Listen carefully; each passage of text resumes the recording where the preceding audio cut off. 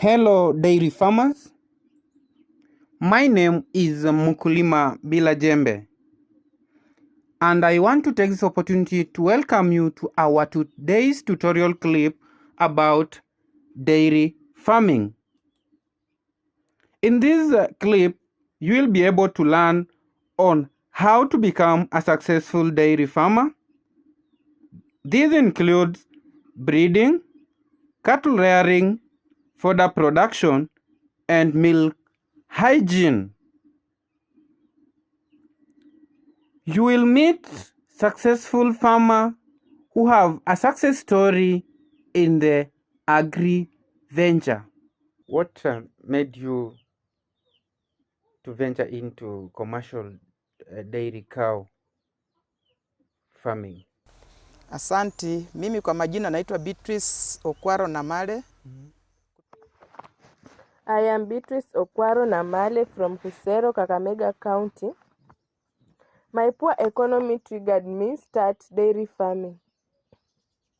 And ever since I joined the dairy farming project, when it came up, my kids take milk, they are in school. My maize farm is flourishing. Vile nilijiunga, sahi watoto wangu wanasoma, watoto wangu wanakula, wanakunywa maziwa, mahindi kwa shamba yangu inaendelea vizuri.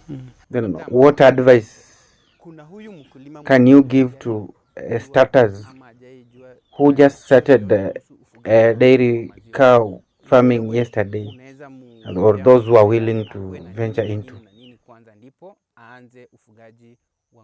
Kitu ya kwanza, ukuwe na mahali pa ng'ombe kakulala.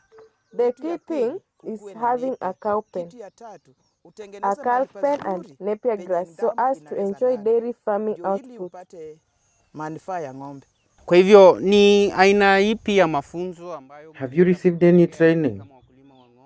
If yes, who are the facilitators? We were taught by the GIZ on how we can plant napier grass, where we were taught to interplant napier grass and sweet potato vines, so that when we harvest the napier, we cut the vines too. Katiamu milavi. Ng'ombe ikikula itakupea maziwa. I received my dairy cow in 2018. Is it possible to estimate your profit since you started this commercial dairy farming? Yenye nimepata kutoka kwa hii ng'ombe yangu. Faida ya kwanza? Faida ya kwanza ni kuelimisha watoto wangu. Faida ya pili ni kupata manyua kidogo tu kuelimisha. I have been immensely blessed from the animal. The first benefit is educating my children.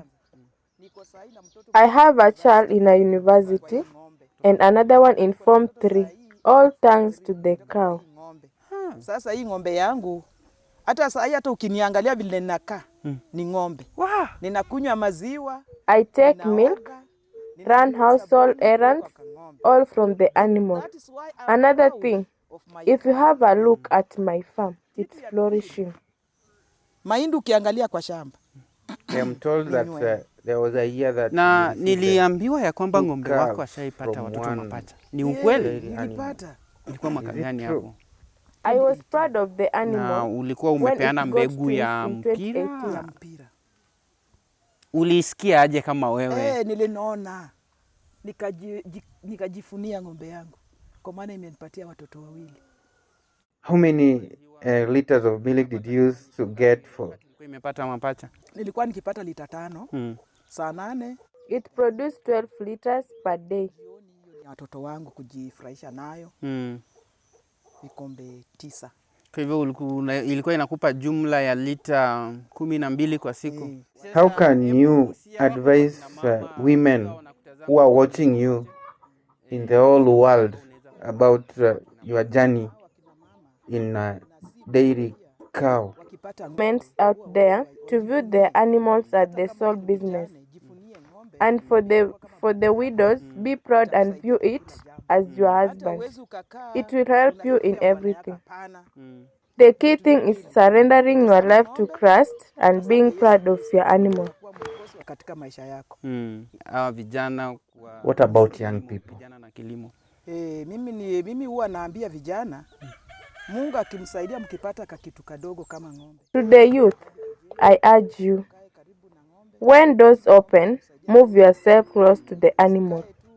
My case, for instance, I didn't go out looking for another husband after being widowed. Mimi vile nilipata ng'ombe nikapata Bwana na Yesu Kristo. Napenda hii group ya GIZ. I love GIZ. They have taught us a lot about dairy farming. My request to the GIZ is they add me 1 cow. Bado iko. Wamenisaidia kwa kufunza ng'ombe vile ukiona kama ng'ombe inaangalia kigonjwa unaenda kutibu. Na si watu wa GIZ. Wanisaidie na kang'ombe kangine kamoja. Sasa nataka ninone kushinda hapa. Kwa maana wakiniletea hiyo ng'ombe, nitakuwa nikikunywa hii maziwa, nikicheka. Nitakuwa nikifurahia nikiona ng'ombe. I shall laugh and take my milk happily, knowing my animals are doing great. Ng'ombe moja. Asanteni sana. Let us also hear from Martin Muyonga from Kakamega County, narrating to us a success story in a commercial dairy farming. Mimi ni mchungaji Pastor Martin Mwinamu. I am Pastor Martin Mwinamu, a born-again Christian. This is my home. I'm a dairy farmer. I used to work with the Ministry of Labor and Manpower for 7 years, and when I had a flashback of my life and that of my workmates, I realized things are not working out. For I had kids in school, so I had to resign and went back home. From the little experience I have, a starter must have the finance. Dairy farming is a little bit expensive venture. A dairy animal needs feeds, unga, mineral salt and fodder, rendering finance a key need in the venture. Relying on one animal producing enough milk, around 5 liters, you need napier, ordinary grass and maize stalks. A dairy animal has a lot of benefits to the community. The first is the calf, which is sold for money, manure, milk, and the cow itself, if sold, it's money. For manure, we sell at 5,000 shillings a tractor. So if you have 3 tractors, that's 15,000 shillings. Taking my case for instance, my farmyard manure gives me 2 tractors from the pit, and the heap-up gives me 1.5 tractors. I harvest rice in a year and only use 2 on my farm and sell the rest. The milk is used for commercial and home use.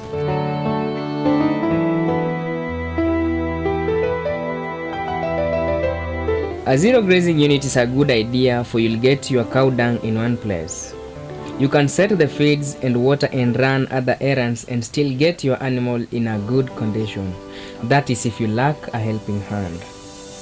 From the teachings I got in the seminars, your animal must get clean feeds and water, and an extension officer visit your farm at least monthly. For this is what makes most farmers lose their calves and even heifers. Also, use clean milking tools.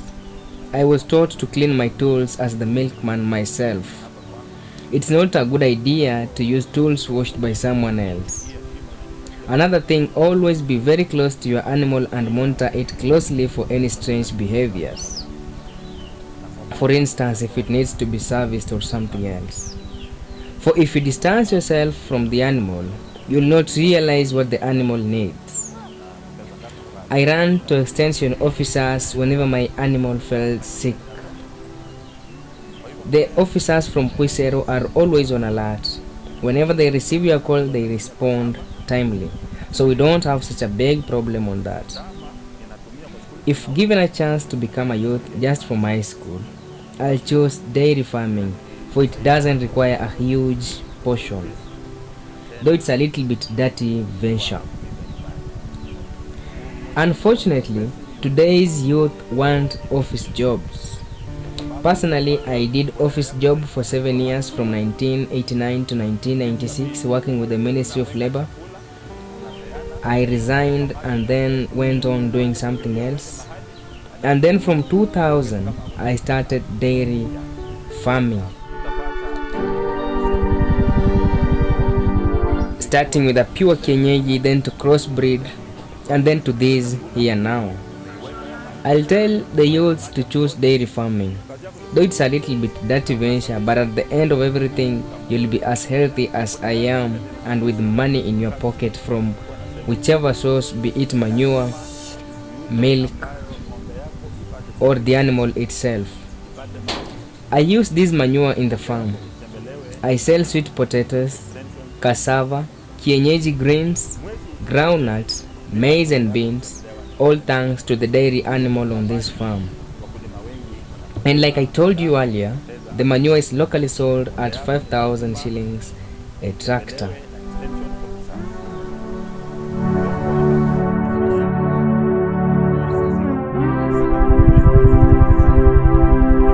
I know GIZ.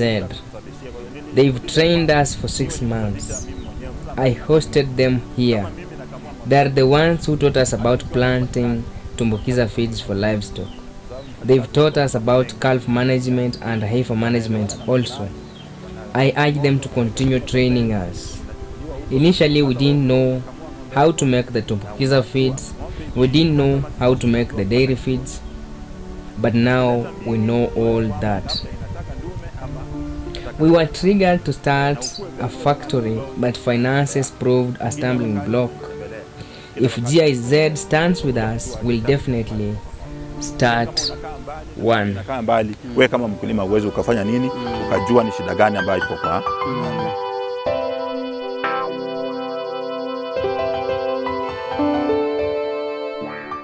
From the dialogue we've had, we've realized that dairy farming is such of importance to the individual and the community at large. Through dairy farming, milk is got, which is a raw material in certain processing industries of cheese, yogurt, cake, and many more. Manure is used in farms to replenish the soil. Viewer, thank you for watching to the end. Don't forget to like, comment, and subscribe to our YouTube channel Mkulima Bila Jembe and be the first to be notified of a new video. Thank you.